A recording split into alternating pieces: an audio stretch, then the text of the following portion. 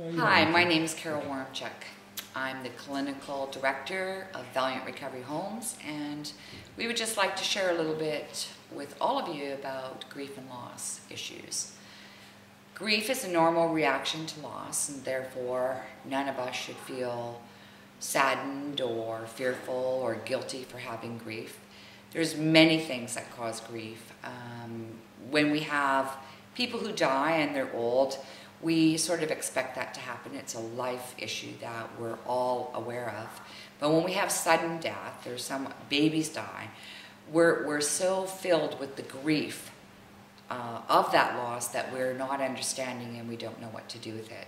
I really believe that the issues that we look at in our grief and loss issues are something that we really need to take a look at when we're in recovery, just to make sure that the losses we've occurred in our lives, we address them. If we lost our keys or we lost a book, we would never have the same sort of response as if we lost a loved one or a child or relationships.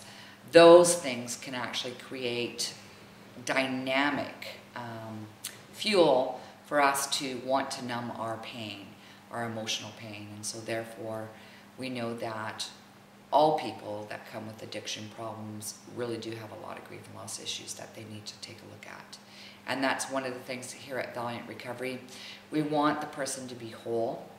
We want to deal with all aspects of their wellness, spiritual, emotional, mental, and their physical. And I think it's important that we take a look at the structure in which we are going to counsel from, and it is going to be a spiritual approach. Because that's where they need to be well first. Once our spirit is dead, we don't have a drive anymore. We don't have a longing. We lose our hopes and our dreams. And we need to get that excitement back. We need to get that drive back. And that can only come when your spirit's alive, and a longing and our dreams. Those are so important. And so often we look at people and they don't even have a dream anymore. They don't even know why they're existing. Their existence becomes a non-issue for them. They get up, they don't even know why they're getting up, and sometimes they don't even want to get out of bed. And so when we're taking a look at some of the grief and loss issues, we're definitely going to zone in on major losses in the person's life as opposed to just not dealing with it at all. I believe that we need to take a look at those issues because I really believe that those losses are being carried far too long into their lives.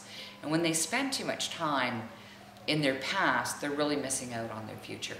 And so we are excited about the aspect that we're going to have grief and loss as part of our counseling. And we look forward to working with each and every one of you in this area. Thank you.